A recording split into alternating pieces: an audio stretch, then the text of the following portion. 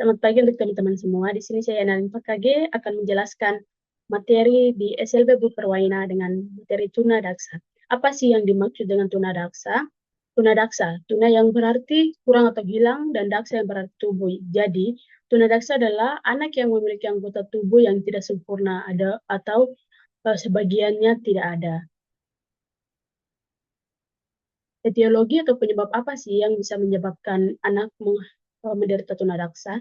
Yang pertama di prenatal. Jika ibu saat mengandung dan ibu terkena infeksi penyakit, dapat mengakibatkan anak mengalami tunadaksa. Yang kedua ada kelainan dalam kandungan, misalnya lilitan tali pusar, terus ada bayi dalam kandungan yang terkena radiasi, ibu yang mengalami trauma, misalnya terkena benturan di bagian daerah perut juga dapat mengakibatkan anak mengalami tunadaksa.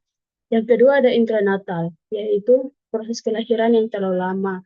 Misalnya bayi yang uh, keluar terlalu lama, terus memakai alat bantu ketika proses kelahiran, dan juga bayi prematur. Ini penyebab dari intranatal, dari postnatal, kecelakaan yang dan trauma yang dialami oleh bayi saat sudah dilahirkan, dan infeksi yang menyerang otot. Terus manifestasi klinis yang dapat kita lihat, ada cacat sejak lahir, adanya kelemahan fisik, anak cerebral palsy, acuh-acuh terhadap keramaian, kesulitan tubuh, kurang pendengaran, kurang penglihatan, gangguan bicara, kemampuan motorik terbatas. Yang selanjutnya ada penata laksanaan. Di sini ada fisioterapi, teknik inhabasi, terapi okupasi, terapi bicara, terapi musik, dan sosial media. Pengkajian apa saja yang kita bisa mampu kaji untuk anak tunadaksa ini, yaitu meliputi umur, pendidikan, status nutrisi, status ekonomi tunadaksa. Aduh, diam kak, kamu keluar sudah.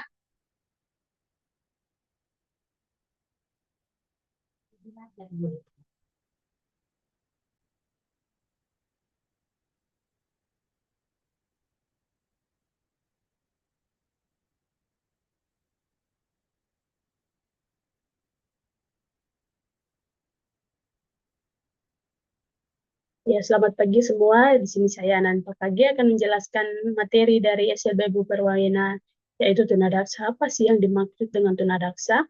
Tunadaksa, tuna yang berarti kurang atau hilang, dan daksa yang berarti tubuh, yaitu tunadaksa adalah anak yang memiliki anggota tubuh yang tidak sempurna. Di sini kita lihat etiologi atau penyebab yang mengakibatkan anak terjadi tunadaksa. Yang pertama dari prenatal atau kehamilan ibu. Yang pertama infeksi yang menyerang ketika ibu masih mengandung, penyakit yang menyerang, infeksi yang menyerang, kelainan dalam kandungan, misalnya lilitan tali pusar, bayi dalam kandungan terkena radiasi, dan ibu yang mengalami trauma, misalnya benturan pada perut yang sangat keras, dapat mengakibatkan seseorang anak mengalami tunadaksa.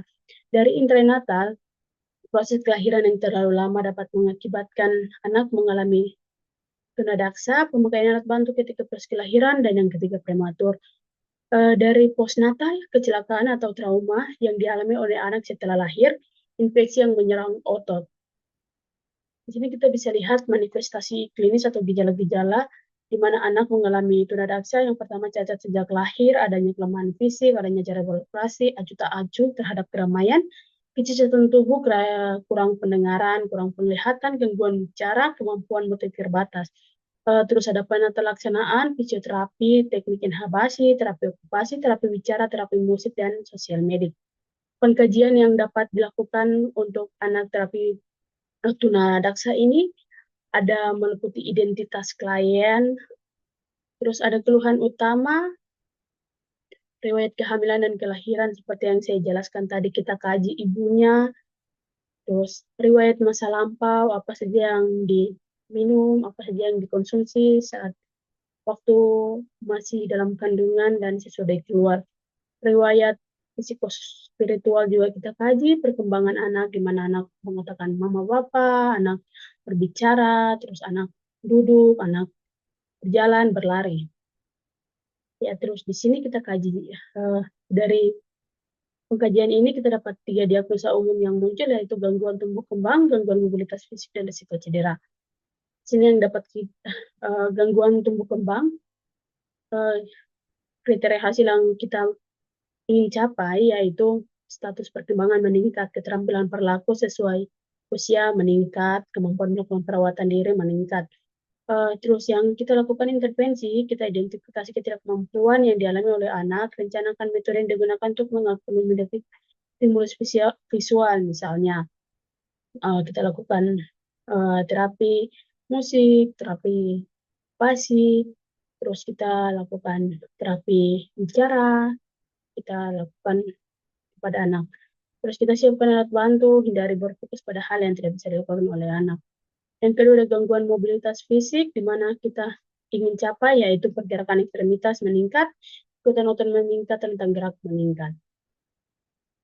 Intervensi yang dapat kita lakukan, kita lihat dulu identifikasi toleransi, di mana anak melakukan pergerakan, monitor kondisi umum anak untuk melakukan mobilisasi, terus kita fasilitasi aktivitas mobilisasi dengan alat bantu, misalnya kursi roda atau tongkat.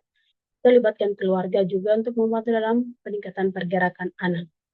Jadi, terus kita edukasi kepada keluarga supaya keluarga dapat mengajarkan mobilisasi dini kepada keluarga.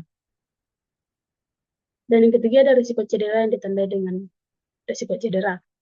Di sini kriteria hasil yang kita mampu kita ingin capai, yaitu toleransi aktivitas meningkat, kejadian cedera menurun, gangguan mobilitas cukup menurun.